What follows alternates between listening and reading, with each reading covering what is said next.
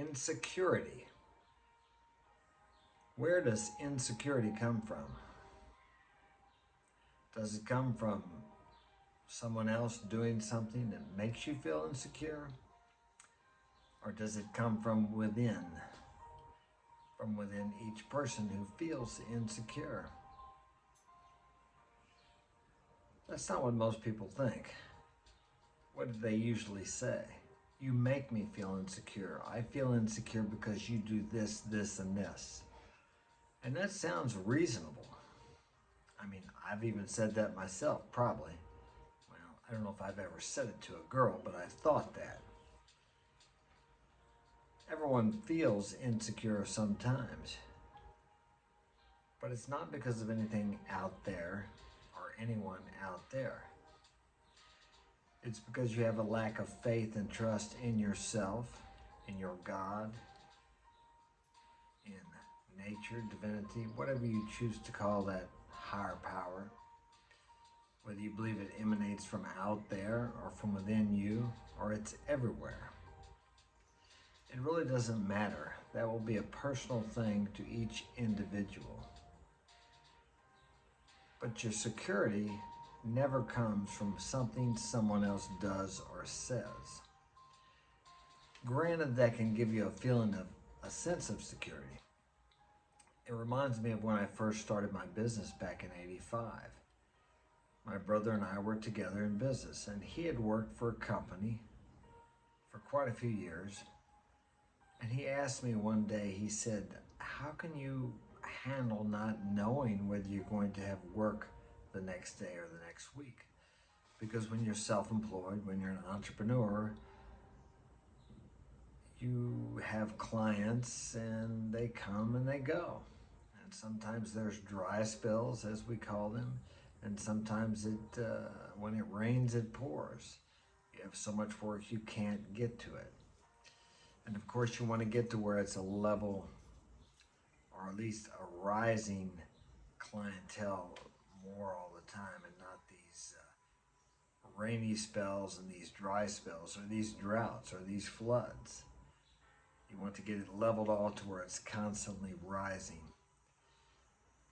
But he was under the false assumption that his job was secure, when in reality he was laid off and not sure if he was going to be called back, and that's why we were working together. That's why we decided to go into business together.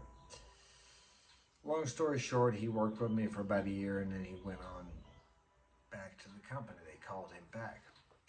How many times have you guys heard of when a company goes belly up, or they come in one day and they tell the employees that, hey, we're closing down, you got 6 weeks severance pay, or you don't get any, or I'm sorry to tell you, but you lost your retirement. There is no security in a job. There is no security in a certain amount of money, although that can give you a sense or a feeling of security. Security and financial security comes from within you. You've heard the old saying, and I've said it here, if you inherit $1 million, you better become a millionaire, because you won't have it for long. Because you need the consciousness of a millionaire. A person is truly abundant within, or has a sense of security from within, can lose all his money and have it back in a short time, because he is financially successful within himself. He is secure within himself because he knows he has the abilities, the skills, and the attitude and the motivation to get it all back if he loses it. And it's the same way if you're feeling insecure about another person or in a relationship. You have to know that that relationship is not the end all. That even if that fell apart, or you walked away, or she walked away, you would be okay. That God would have something better for you. That life would have something better for you down the road. That if it didn't work out, that it was not working out for your good. That it was the best thing that was happening for you. Now, that doesn't mean you're not going to feel some pain or discomfort, or maybe some anxiety.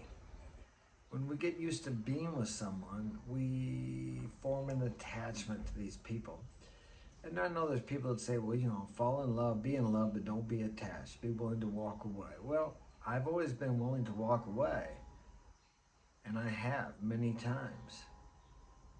And everyone should be. You should not be so dependent on someone that if they left you, or you felt that it was to the point where you need to leave them, that your life is going to fall apart, that you don't know if you could go on. And a lot of you guys make that mistake. You even let the woman know that you don't know how you could get by without her. She doesn't want to hear that. She wants to know that if something happens to her, that you're going to be just fine without her. That you are secure enough in yourself that if she leaves you or if something happened to her, that you would be just fine. Now, she may even ask you, what would you do if I passed away? Or what would you do if I left you? What she doesn't want to hear is, honey, I don't know what I'd do without you. You're my whole life. You're my world. She doesn't want to hear that. What she wants to hear is, well, honey, I would miss you. I love you, but I would be fine. And she may say, are you going to go out and get another woman? Well, yes, of course I am. And she may act pissed off, and she may even feel pissed off. She may even think she's pissed off. But that's what she wants to hear. She wants to know she's with a man who is secure enough in himself that no matter what happens to her, what she does, what emotional storms, or what crap tests she puts up to you, that you're going to be okay. That you're going to be just fine. That your life will go on. You will pursue your mission and your purpose and your vision, whether she is with you or not. And that's the kind of security that you need to have.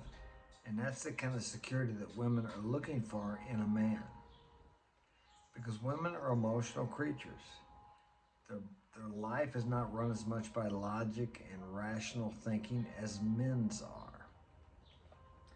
So she looks for you to be her rock, to be her place of refuge in the storms of life. And you as a man need to have stoicism, or to be stoic. That doesn't mean you stuff your feelings. That doesn't mean you're a rock and you never show emotions. That means that you can control your emotions, that you can express your emotions when you choose, that your emotions don't choose the time to express themselves. You have complete control over your emotional nature, because I guarantee you most women do not. And we have a lot of feminized men in our society, in our Western culture today, that also do not have control over their emotions. Let me give you a good example. You're having a baseball game, and one of the pitchers hits the batter. How many times have you seen the whole bench clear out and they get into a big fight? You didn't have that years ago. It's because these men are allowing their emotions to take over their logic and reasoning. Whether the guy threw the ball and hit him on purpose or whether he didn't, it really doesn't matter. They're reacting emotionally. They're not controlling their emotional natures. And you as a man need to learn how to control your emotional natures, and that also comes from the security you have within yourself, not from anything out there in the outer world. Let's say you get up tomorrow. You have millions of dollars in investments in the bank, and all of a sudden you find out the currency has went to hell. It's not worth anything, like Venezuela, for example. Now, are you going to jump from the tower of high finance like a lot of guys did during the Depression when everything went to hell in the 20s? A lot of men did that because they allowed their emotions to overtake them. Their security came from the money they had. Now, it's good to have a nest egg. It's good to have money put back.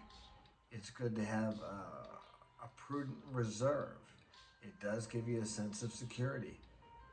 But you realize that your ultimate security does not come from that money.